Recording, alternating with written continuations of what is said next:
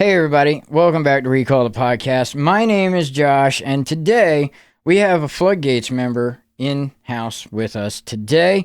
His name is Michael Skis. Hello, sir. How you doing? So why don't you go ahead and say who you are and what you do for the band? Okay, well, I'm Mike Skis. I have been around for quite a while. Yep. And played with a lot of bands in the past that were pretty lackluster. Yeah. In the how could I put this? I was a part of a lot of bands that were in the unorganized department. Unorganized. Yes, unorganized, meaning a lot of impromptu writing with and I love you, Tim, but he would freestyle lyrics every single time we would play shows and stuff as bands when he was our vocalist back. Well, that was day. every band. That was but he had no set lyrics or anything like that until the day that I joined Stars Not Sirens. Okay. Was a lot of just more of less serious, more fun stuff, and then Stars SNS was when I really started to take stuff seriously. Right. Because of the fact that they had already had pre-written material, and I'd never really been into pop punk at the time. Yeah. And being invited to play guitar for a band that's pop punk when I come from the roots of metal. Yep. Was an interesting transition to say the least. And it was fun too, because I had learned a lot from these guys that I didn't know as a musician I needed to do before, if that even makes any sense whatsoever. Right, yeah. So, yeah, so I'll just kind of go through the history. I was in high school, got my first guitar from this kid named Kenny. Actually borrowed it, rather. Fell in love with playing guitar because of him. Right. And then my mom had gotten my dad to write a check for my first guitar, and I joined a band that was just kind of like a gaggle of dudes, young individuals, called When Chaos Ends. Okay. The material was absolute dog. Yep. Yep. And and I'm not trying to take jabs at these guys. It's the truth is the truth, because when you're at the beginning of learning how to do stuff, especially live performances, is garbage. Absolute garbage. Yeah. And then somehow we moved over to being called We Stand in Shadows when we took the same Kenny as our vocalist. Okay. And then eventually, when that broke up, me, this guy Jordan, actually it was just the two of us. We called ourselves Fry for Fast Resisting Youth. It was stupid. It was one of the dumbest band names ever. And from there, started hanging out with Alan called him AJ at the time. And I forget what his and Shane's band was at the time, but he invited me play. He wanted to start like a hardcore project, a floor stompy stuff, and it was called Too Legit to Quit. And then the final hoorah, when it was with Jordan as my drummer, we played, or I kind of played a couple shows when they were what was that band's? I just said it today. I can't remember what it's called. But anyways, it was the kind of the final farewell, because I played over at Sussex. I went to Sussex Tech, graduated Sussex Tech, but even though I wasn't going to Sussex Tech anymore, I got to play one last show there a year later, because the vocalist Tim, that was when he was graduating. Okay. So that was fun. That was a lot of fun. That show is actually on YouTube. And then finally got kind of pulled into Stars Not Sirens, and the rest is basically history after that. It's funny that you had mentioned that you originally started off you were into metal and kind of the hardcore stuff, and ended up falling into a pop punk band. And it was literally the opposite way with me. It's I was always into the pop punk stuff. Yeah. And got to be the drummer for a hardcore band. So it was literally topsy-turvy the other way around. And that's how you and I had actually met years ago. We didn't realize, we didn't realize that we knew each other before. But we were at a lot of the same shows, just in different crowds. Oh yeah. Yeah. And I've been to my fair share of local shows. Yeah. Holy cow. This dates all the way back to 2005. Yeah, early 2000s for sure. Yeah. Yep. And that's when that's funny because like that's when metal was going in a seriously different direction. Mhm. Like you had this like this Job for a Cowboy type like scene. Yep. You had this like like hardcore, like let's be real, like real hardcore, like the aggressive sounding stuff, and then the stuff that was like more what they like people had called at the time metalcore. Yeah. And I used that really really loosely. Mhm. But None of us knew what that meant. nobody knew any of that. The style was long black hair, girl jeans with studded belts. Yep. Granted, I never wore emo kid. Yep. but that was everyone. It didn't matter who, like, what kind of music you were into. That was everyone. It was everyone. Yeah. And I used to show up to the shows in blue Liberty Spikes. Blue Liberty Spikes. Yeah, Okay. I dyed my hair blue, and it was all like completely around my head. See, I was the guy that liked to wear checkered Vans with camouflage shorts, whatever T-shirt, and a bandana. Yeah. Okay. Yep. That was the other look. That was the other look. Yeah. I don't know if you remember, but like back in the MySpace days, there was this website called Your Scene Sucks. You can still access that to this day, and it gives the perfect breakdown of your stereotypical scenester of whatever type of music they're into. Yep.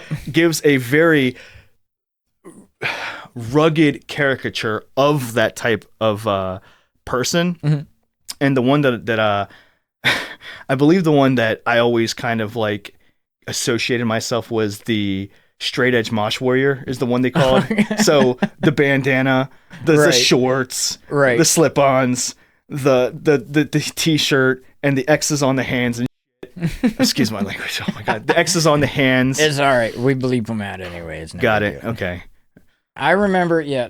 I think the one show that we had talked about, or at least one band that you and I had the most in common, was a band called Gravelight. Yes, that was Jimmy's band. Yeah, and that was really kind of like the shows that I was going to that you would have also been attending. It's because I would open for Gravelight a lot of the time. See, I'm pretty sure at some point in time that like whatever band I was in around that time period, I'm pretty sure we played with Gravelight. I mean, I saw Jimmy and Gravelight a lot, like especially at Coyotes. They played Greenwood Stock. Heck, I'm pretty sure that we probably played on the same ticket at Greenwood Stock with them because we only played 1 year. And that was something like I begged Jeff Miller, just let me play 1 year. I remember going, but I never played Greenwood Stock. I do remember being there, though. I might have actually seen you on stage and just not known it neither. It's funny because like around that time too, like when we actually played Greenwood Stock, that was when I was still with Jordan. He was the drummer, and we were actually like playing some, at that point in time, relatively decently composed music, still kind of mediocre for a bunch of kids, but like getting better at it. Yeah. But overall, it was just more of like, we're doing this to have a good time. Right. So I remember at those Coyote shows, the guy that was running sound would always record like the sets and stuff like that. And like he would charge us like to get like our CDs, quote unquote. And we did that one time, and it kind of came out like kind of trashy. I'm not gonna lie, but at the time, it was like, man, we got our stuff recorded tonight. You know what I mean? No one had recording gear, and no one had money to buy or to rent a space or get an engineer or anything like that. That was the closest thing to a CD our band saw for a long time. You know what I did to get demos? What's up? We okay, so for the longest time, I was messing around with if you even want to call it a digital audio workstation. There's little Boss recorders and stuff. Well, we actually started with one of those. Yep. Funny story. We went back to this guy named Leon Brunner. May he rest in peace. He was an old gentleman. He passed away. But he was more attuned to recording church gospels and stuff like that. Understood. But he had his card over at Seaford Music. And I guess Jordan had found him and was like, yo, we need to like get up with this guy. We need to like record our EP or whatever. And well, that was, I mean, don't get me wrong. Like the experience itself was extremely humbling to go into someone else's home. Oh, I could still point out where the house is on the one that's off of Old Furnace going towards like Popeyes and Seaford. Okay. I can't remember what that road is called. But, humbling experience being with a bunch of guys for the first time ever in what would be called a studio. Yeah.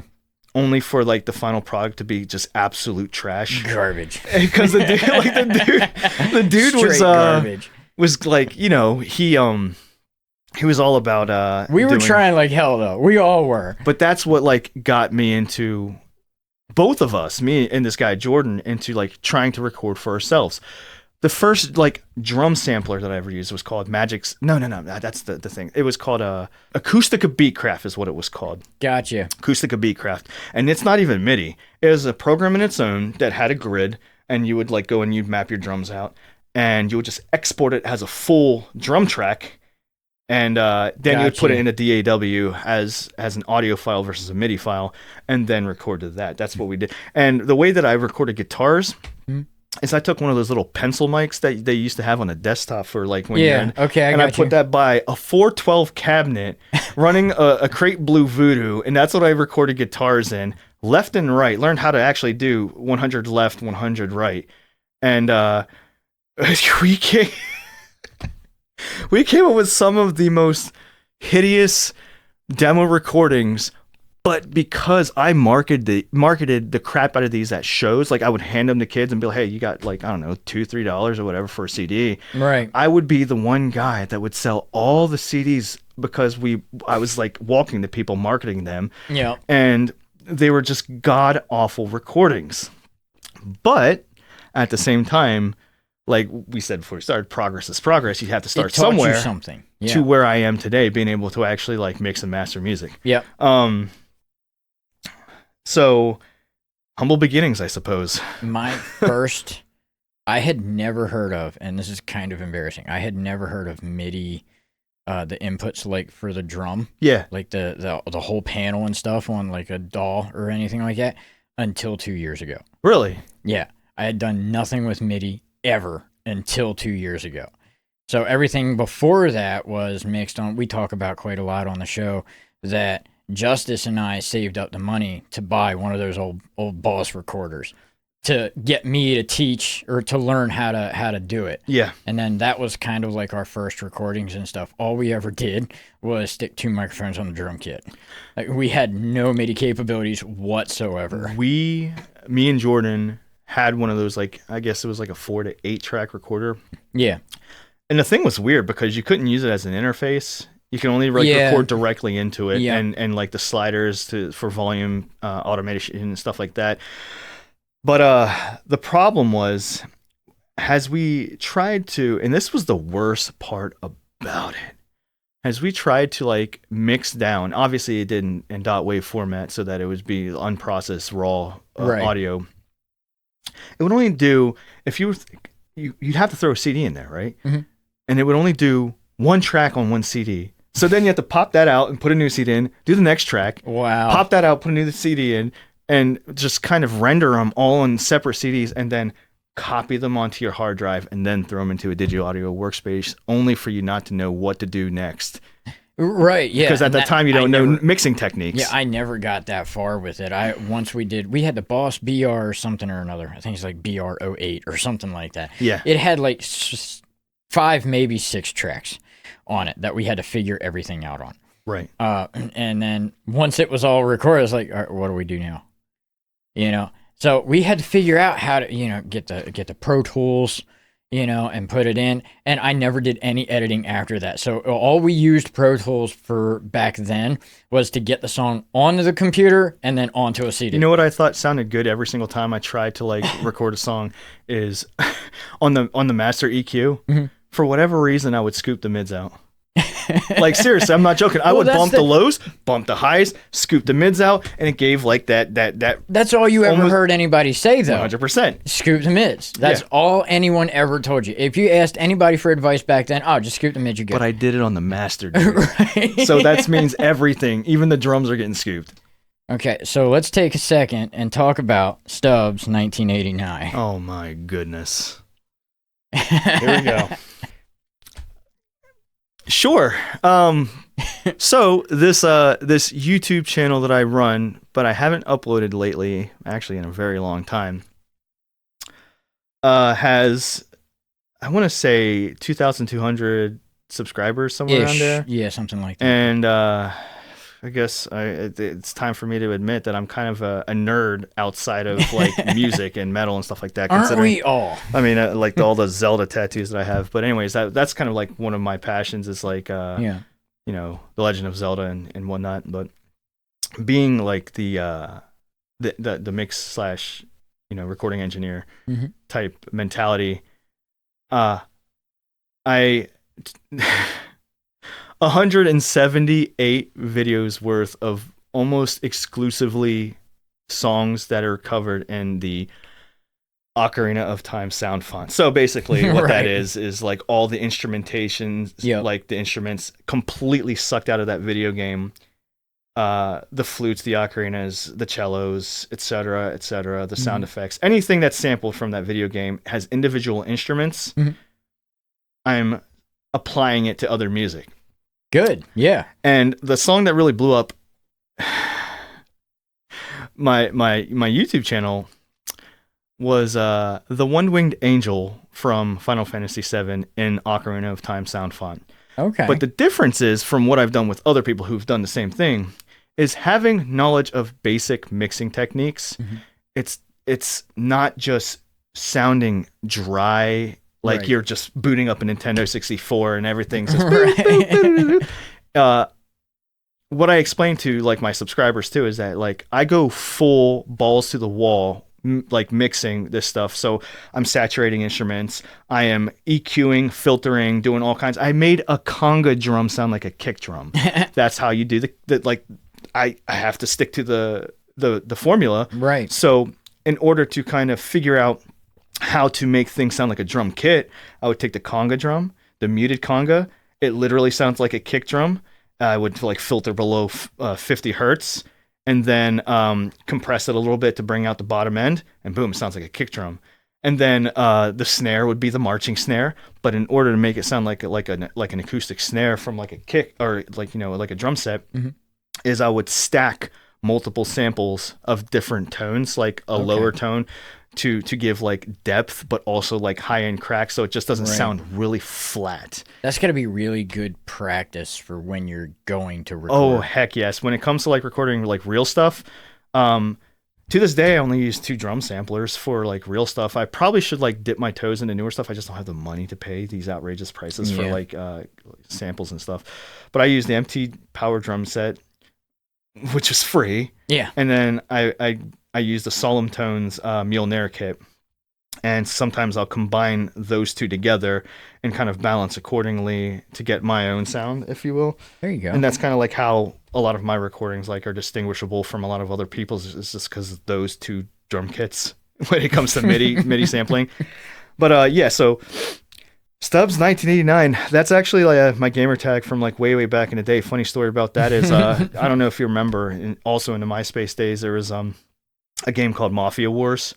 It was a point and click like RPG type thing. It was all text based. It was no animations or anything. It was all text based. Okay. And everyone and their mom was playing Mafia Wars on MySpace. It's one of those things where you could put the game like into your profile or something. It was something weird like that. But anyways, I had wanted to be something that sounded like tough, like, you know, like a gangster or whatever, and I'm Stubbs, you know. So that kind of like I shit you not. That's fair. That's kind of like where that came from, and that stuck as like one of my like my names moving forward.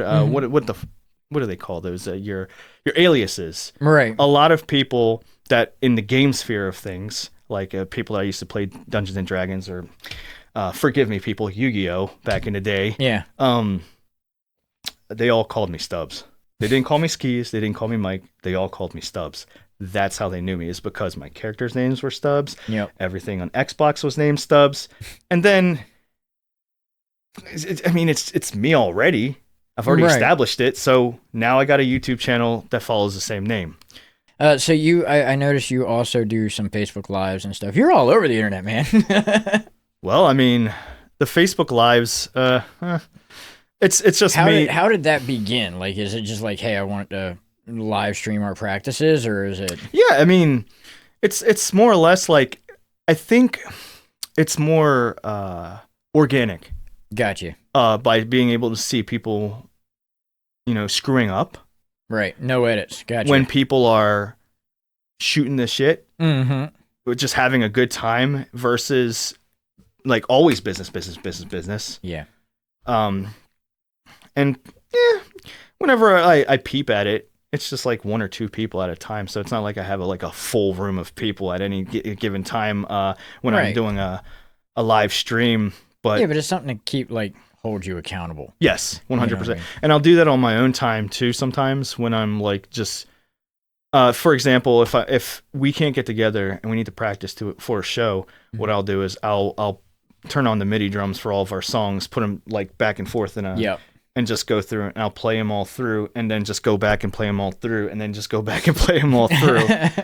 And I think I may have done a mix session once. I can't remember, but I also years ago streamed a playthrough onto Facebook of The Legend of Zelda: Ocarina of Time and a couple other games.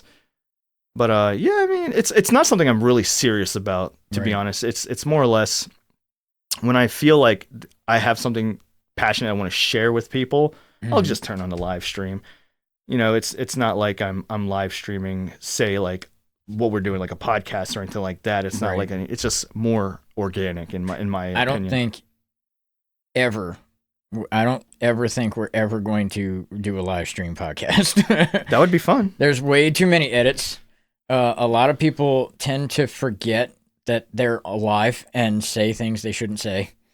And if it's live, what are you supposed to do after it's said? I think I've already got a carbon digital footprint on the internet. Yeah. Already to the point where it's I can't say nothing that is not known anymore. Straight up. Right, yeah, and that's great for maybe you or me. I mean, I've slipped up a couple of times too with things. There's certain things that I don't like to speak about. Yeah, I get it. Publicly, and I don't want to be accidentally caught on a candid camera or anything like that saying something that I didn't want to say publicly. Right. I've got my own personal thoughts and beliefs and things, and I keep that away from the podcast pretty much at all cost. It's just the way I am. Nobody needs to know what me or my family's up to. Yeah, facts. But I feel also if you if you have a structured session, a lot of that stuff shouldn't be able to come up. Yeah, that's true. I would hope to. You honestly, you'd be surprised though. What, people legitimately come here and expect a therapy session? Oh my gosh, my mom, that she took my phone the other day, and there's been times. I mean, yeah. She grounded me for a week. You never know. And I don't want to put anybody in that position either. So we're probably never going to do a live. It's been talked about. A lot of people have asked us to do so, including Eric Blackway. He thought it would be a great idea to do it all live. Well, I'll be one of the first. Well, I guess one of the first ones to say that I like the idea of streaming live of what you do. But that's completely up to you. Whatever you are comfortable with. We'll see. When Justice gets back, we'll have a discussion. I make no promises. Well, I'm just saying, man. Sometimes, that's where you can really pull in the audience. Is in the live. Yeah, but then you kind of get into is I know I don't have that big of an audience, but do I really care if I do or not? You know what I mean? I'm having fun doing this. Yes. Out of everything, I kind of had a rough day today, which is more on the personal side, but I was looking forward to this more than anything throughout the whole day. Today, this podcast is okay, that's where everything goes better. You know what I mean? So, I mean, to me, it's my therapy session too. You know what I mean? So, do I care? Not really. Let's be realistic. And we've talked about it before, Justice and I, or, other people, is we're talking the local bands. And no offense to any of the local bands out there, but most people don't have an interest in talking about local bands. Which brings me to my next point. What we were talking about earlier. Mm-hmm. We need the youngins to get interested in music. Yeah, I agree. That's when local bands actually shine. I agree. And that would be great. And we also did kind of say this. We had a talk outside of this podcast too. we got to get the parents on board to allow their kids to go to the shows. But that's also like our parents and the generations before that too. We had different rules though. Our parents never knew where we were.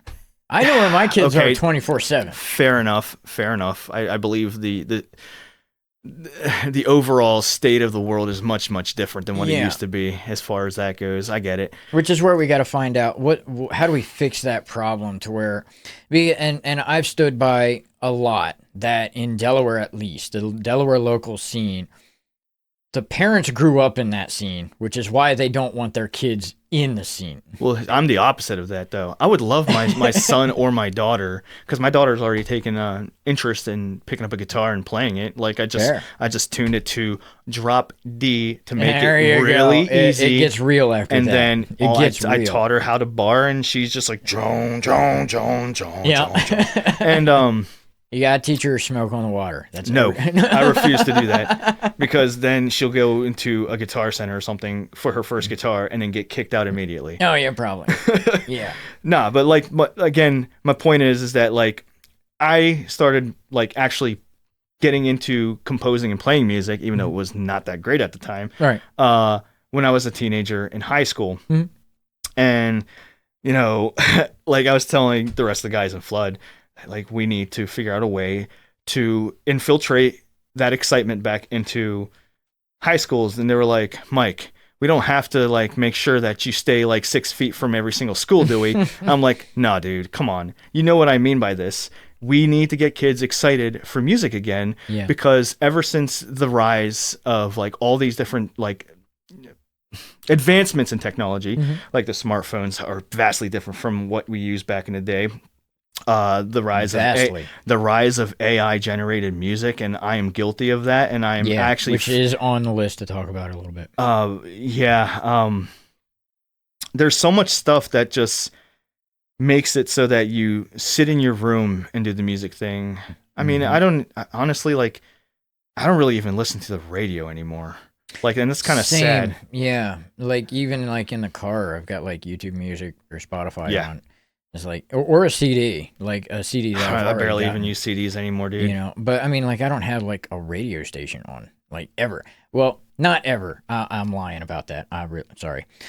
Christmas, I do have the Christmas songs on the radio. Okay. Outside of that, touche. Even though I'm not a fan of Christmas music, but touche.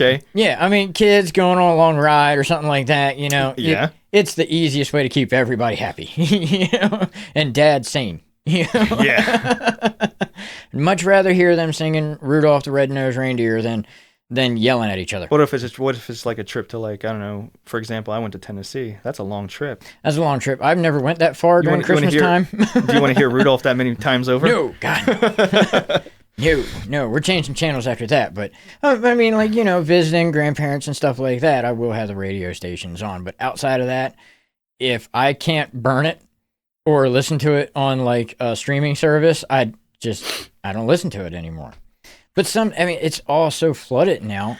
That's a good point. The oversaturation of even streaming services is like, can be, at least for me as a person, I'm somewhere, I don't know if it's just flat out ADHD.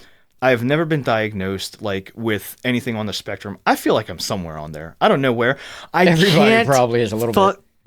I can never really decide, like, with today's streaming services, this is what I am going to listen to, and this is what I'm sticking to, because it is so all over the place. And then you listen to like this particular genre.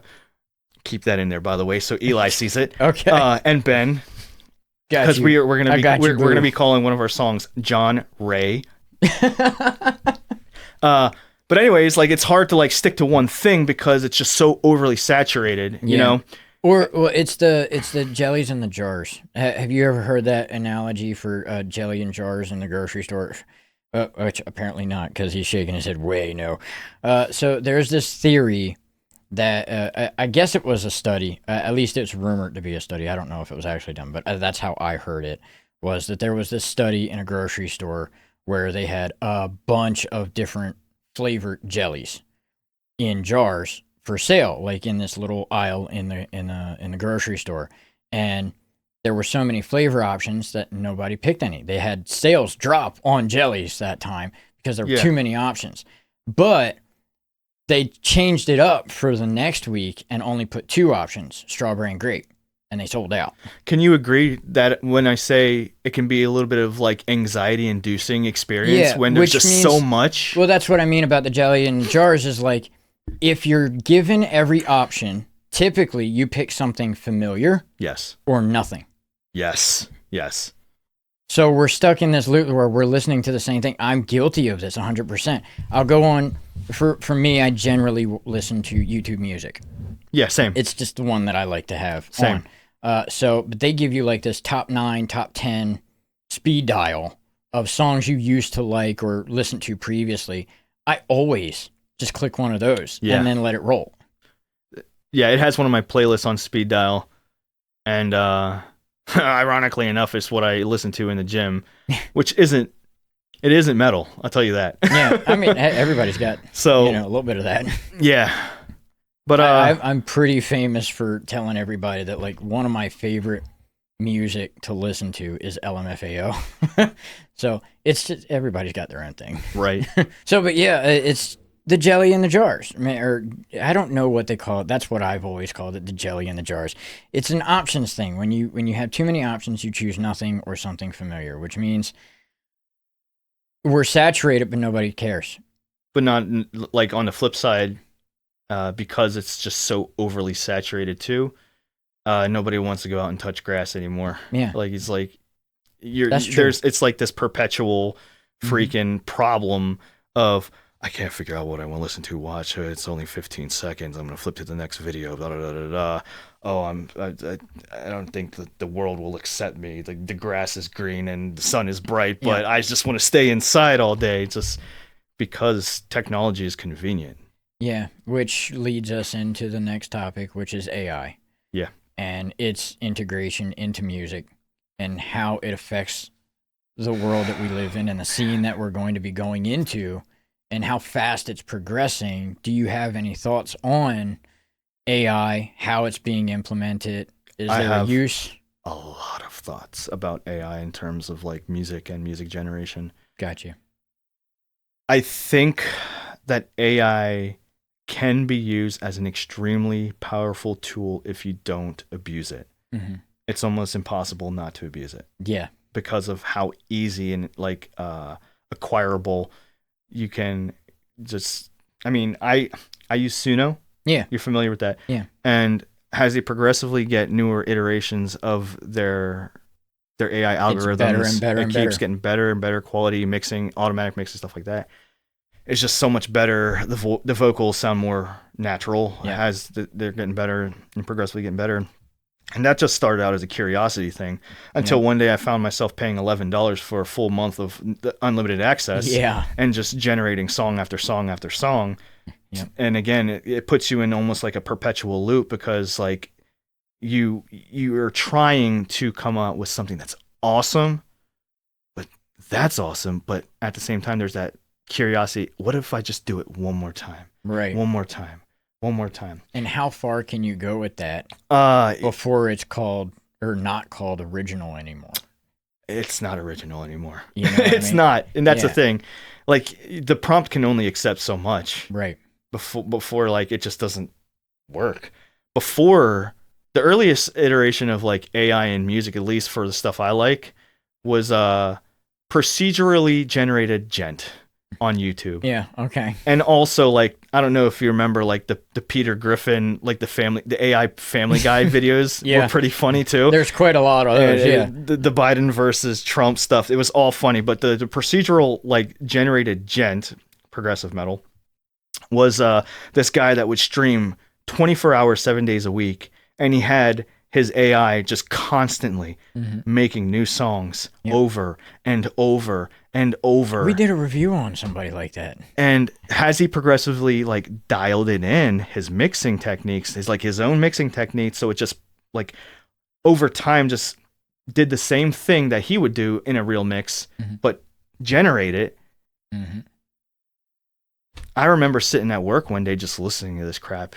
And I mean, realistically, yeah, it sounds good, but it's not like organic. And that's the thing. Is But I keep will saying they that. know it's not organic when they're listening to it? When the consumer is listening to it? And sadly, no. Yeah. Because I've generated a couple songs on Suno using genres of music that I don't normally listen to, like country, for example. Yeah. Or even all the way back to the 50s big band type stuff and stuff like that. The Beatles, and like it does a pretty good accurate representation of what your vision it would be like in another era of time. Right. Which is kind of scary if you think about it, because again, like you were saying, it's like, when does it become to the point where it sounds so real that the average listener wouldn't recognize that? Well, even when, the average listener, I don't think cares whether or not it's real or not.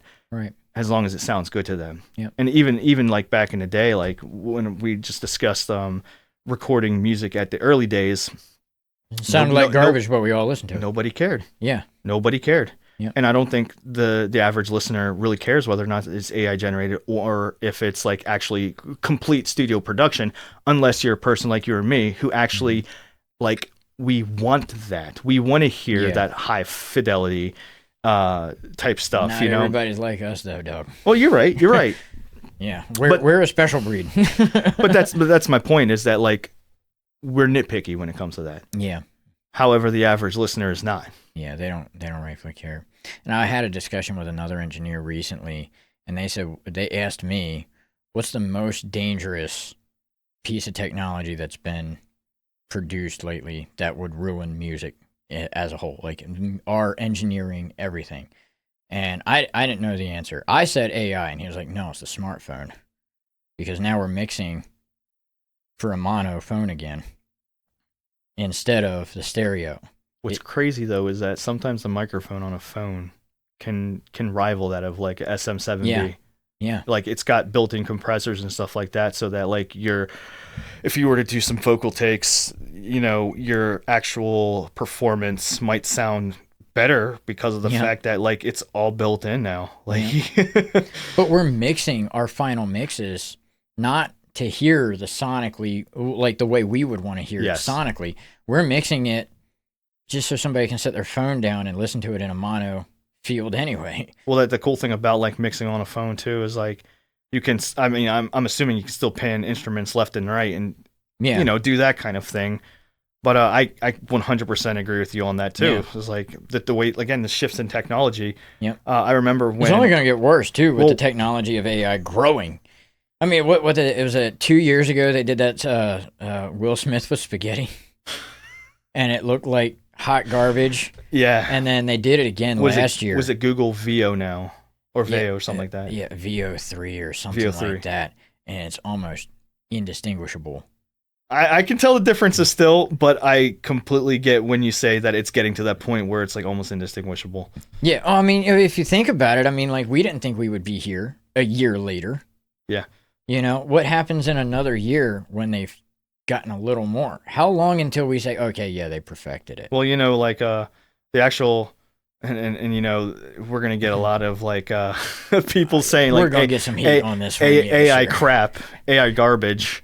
But like the Floodgates logo is AI. Yeah, and everyone on Recall the Moment knows that my wife is our artist, so she does all the art, and she does implement AI into a lot of that art, mostly the videos. But for the most part, she knows how to draw. She knows how to edit. If I was going to hire somebody, it would be her anyway.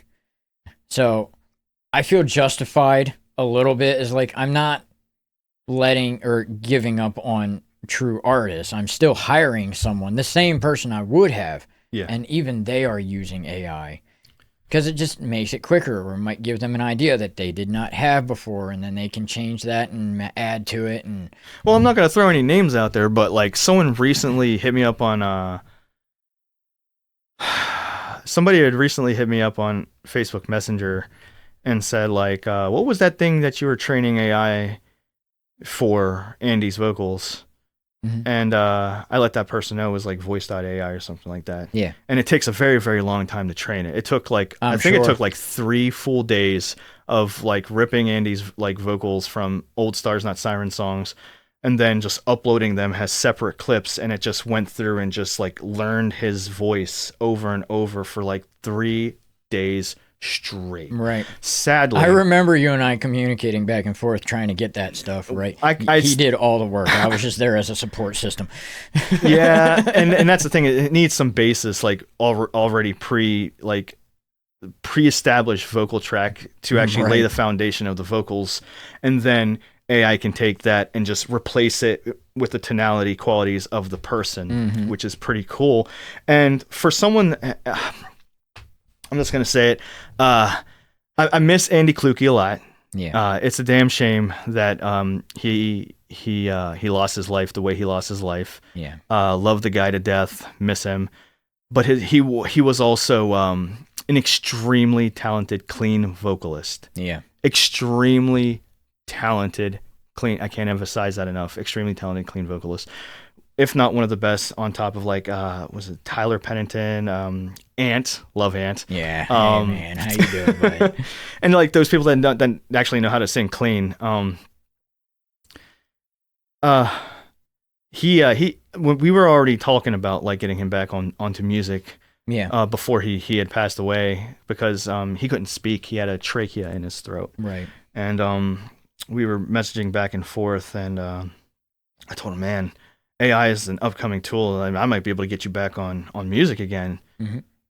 And within that period of time of actually doing that is when he passed away. Right. And may he rest in peace.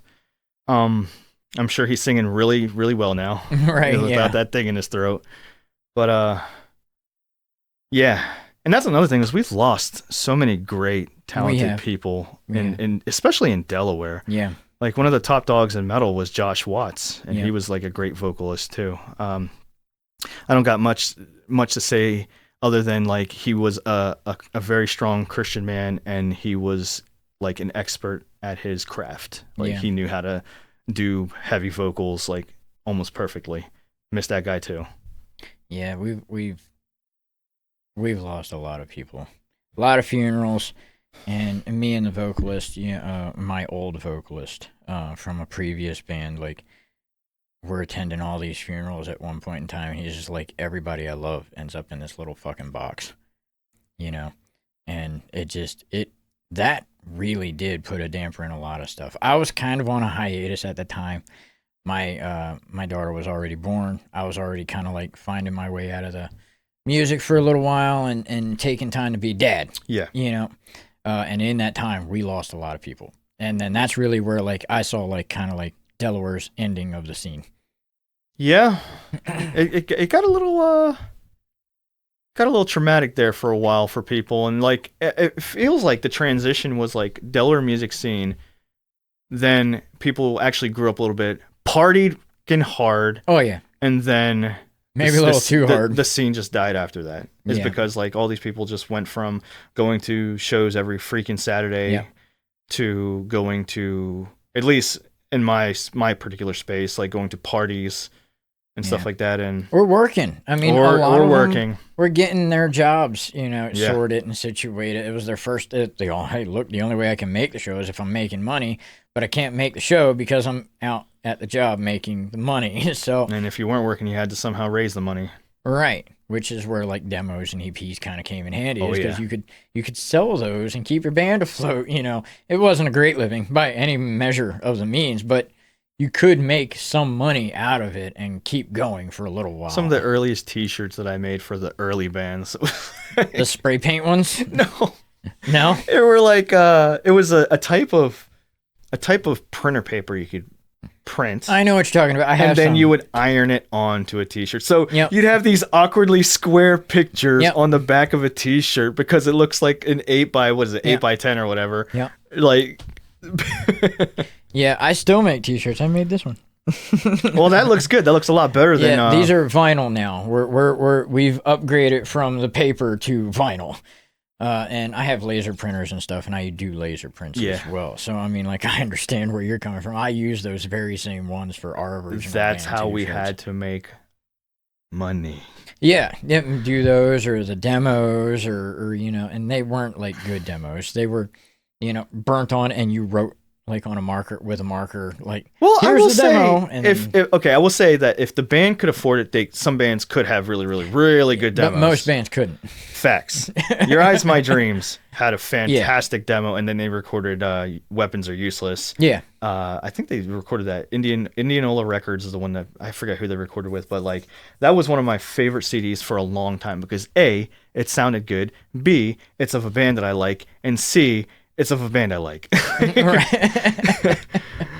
So that particular CD like got a lot of replay out of me. Yeah. Like a metric ton of replay. The guys in it were always like so cool and stuff, never really arrogant or anything like that. At least towards me, they seemed like they were. No, cool. They were really cool guys. Yeah. And that is actually how I got into metal, and that might be why I like this CD so much too, is because of the fact that like this girl named Brittany, I'm not going to give her last name, had gotten me to go to an Elks Lodge show in Milford, and Your Eyes, My Dreams was there, and I was just like, what is this? 5150 Mesa rectifier. I don't know anything about this stuff. Right. You know what I mean? Right. And I'm just like completely soaking it in, like not even engaging, just watching. Right. Seeing these kids with black hair dangling in front of their faces with studded belts, girl shoes, Vans, and really, really, really, really, really tight T-shirts, like doing their thing. Yeah. I didn't understand it, but I was intrigued. But you wanted to. I was intrigued. And that led into like the whole Eastgate Cafe thing with, am I allowed to like throw more names in there? I mean, like, yes and no. Like, if it's on a positive note. I don't necessarily care for adding last names, for sure. Okay. Like, I try to keep it very general, just because I don't want to get sued by somebody because I put their name out on We'll just call her Joe. Yeah, okay. If you know who I'm talking about, Joe. How you doing, Joe? She got me to go to the Eastgate Cafe. That was, I can't for the life of me remember what the road is between Greenwood and Milford, but it's that one that spans all the way out, and Eastgate's on the left-hand side, and they threw their preliminary Greenwood stocks at this location too. What's that, Shawnee or something like that? Maybe. It might be. Yeah. It might be like Shawnee. Maybe. I can't remember because I haven't been out that way in so long. Fair enough. I used to live out that way. But like some of the earliest bands that I listened to, like getting into this was like, Forgive Me, Capsize and Drowning. Sorry, Ben. Sorry. Those guys. All these guys, which I'm sure he knows most of them. Let's see how many of them he does know here. All right. Within Heart's Potential. Fucking loved Within Heart's Potential. Cordelia. Never heard. My band, the Satyr's Mutual. That's where these came from. I kept the flyers. Okay. That's cool. Cast Out the Crown. Loved Cast Out the Crown. That was Max's band. Today's Finest. Never heard. Treasure Island. Love Treasure Island. That was Ben Toomey's second band with Edwin. There you go. Tractical Apathy. Never heard of that. Oh, man. I love those guys. Hey, you know me. You don't remember me, but you know me. Auburn City. Auburn City. That was Vincent's band. Vincent there. Yeah, all day. Absolutely. Let's see. Rising from Ashes. No. I feel like I hear, but that's the thing. That kind of title or like band name is so super generic that I've heard a lot of bands that are called like something within that space. Right. World Class Defects. Never heard. Resistance of the Fallen. Love me some Resistance of the Fallen. Love Garrett. Love Josh Watts. Love Tim Fox.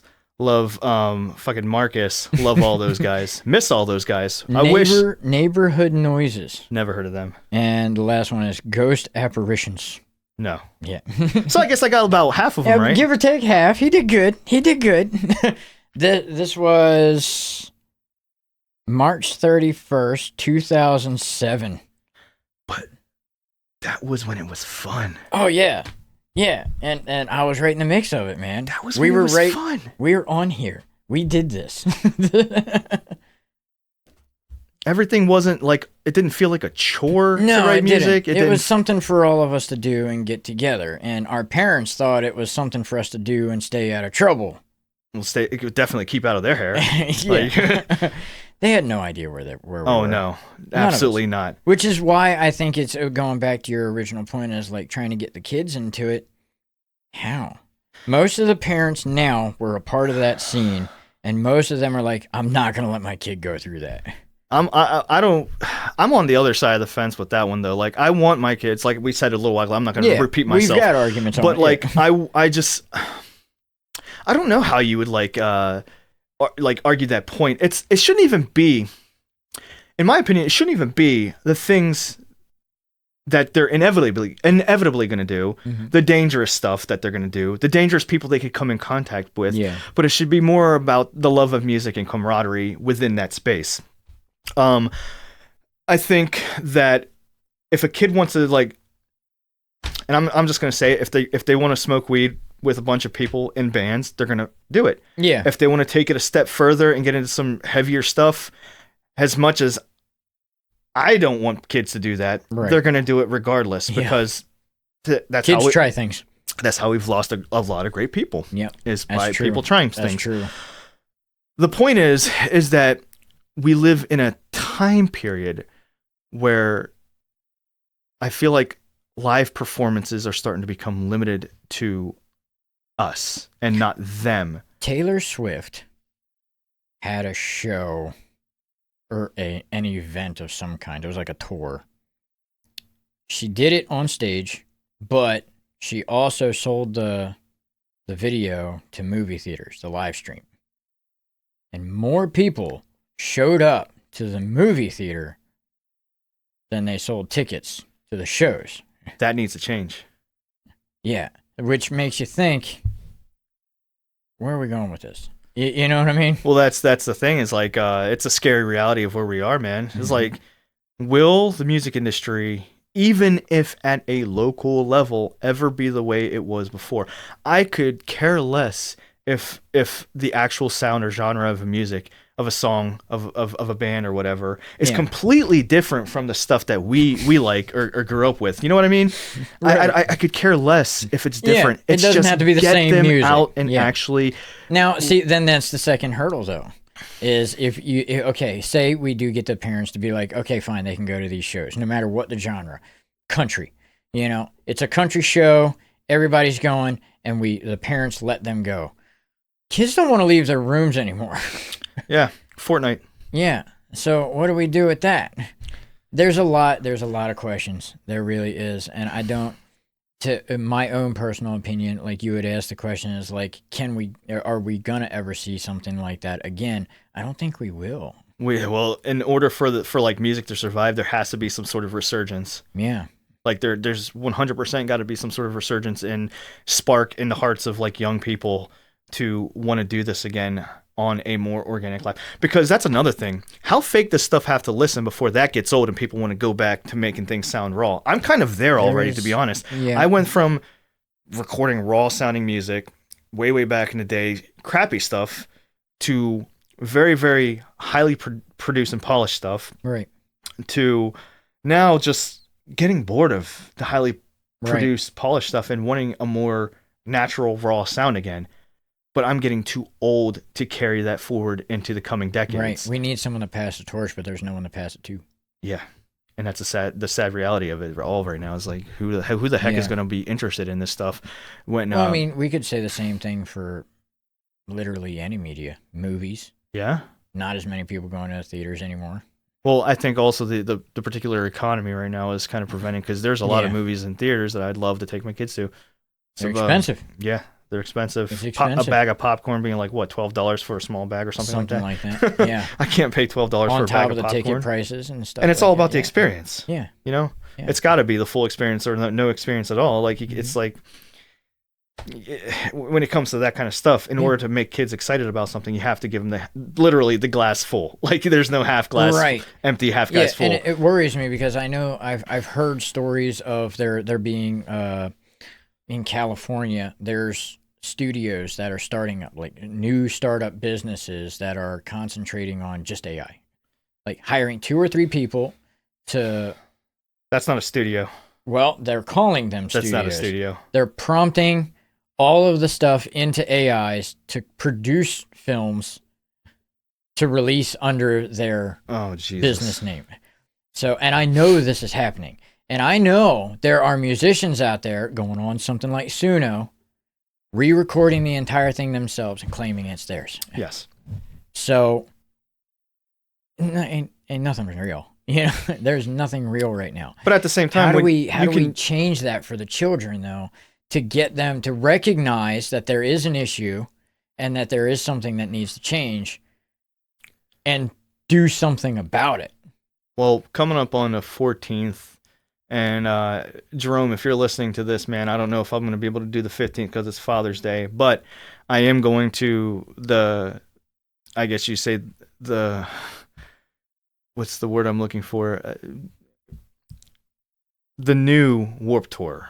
Okay, I know what okay. I've seen the advertisements my everywhere. brain is just, I can't think of the word. But basically, like, we're going to be going to that, and why am I the one excited for that when it shouldn't be me? It should be the kids excited to go to those types of deals. And I'm willing to bet the majority of the people that you see there are going to be over 20, over 25. Over 30. Yeah. Over 30 easily. Even damn near close to 40. Yeah. Like, realistically, I'm going to be 38 this year. I'm going to be 36 this month. Oh, wow. Well, happy birthday. Thanks.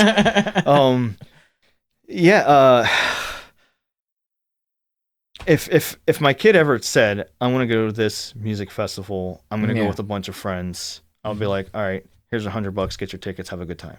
Yeah, because my aunt used to drive us to those kinds of things. Funny story, my friend Aaron, and also if you're watching this, hey y'all, we as a band, like, share, subscribe, back in the day, wanted to go see Job for a Cowboy at the Auto Bar in Baltimore. And it was extremely last minute, extremely impromptu. Like, we learned that day, wanted to go that day type deal. Yeah. After, I want to say it was like after a day of high school, we wanted to go. It was a nighttime show. So his grandmother, bless her soul, old woman, ginger, she doesn't strike you the kind of person that's going to want to ever listen to like deathcore or death metal, drove us all the way out to the Auto Bar. Nice. And she seemed to be enjoying herself when she was there. She sat at the bar. She was having a couple beers herself while we were having fun watching the bands like Job for a Cowboy and all the other, like, whoever else was on the ticket that night, but we went for Job for a Cowboy. And that was a fun experience in itself, because it was so spur of the god dang moment that we wanted to go to this show because we saw a flyer for it. Right. So Aaron hit up his grandmother, said, we want to go to this tonight. It's all the way out in Baltimore. Will you drive us? She drove us. Packed a car. That's awesome, dude. Yeah. That's awesome.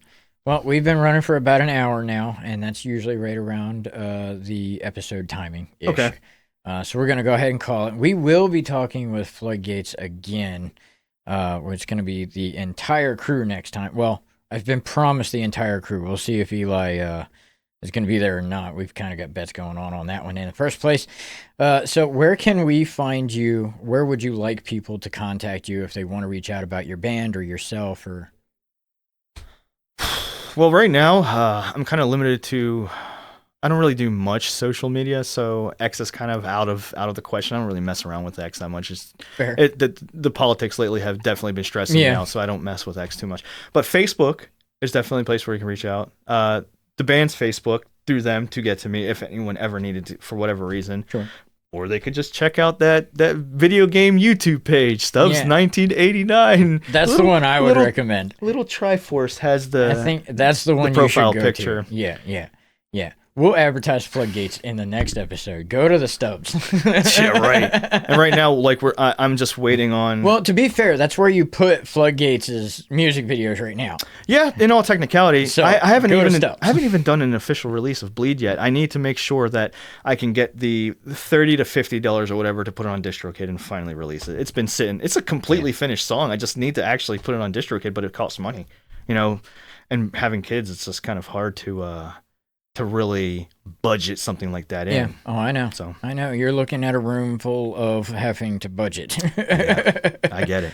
So, Skis, man, I appreciate you coming out. Thank you so much. Yeah, not a problem. And for the Recall the Moment stuff, we do this podcast once a month, and we release a music video every now and then. We just released a new song, Say You Won't Forget. Make sure to check that out. It's on the channel now. And we will see you next time. Peace and love, y'all.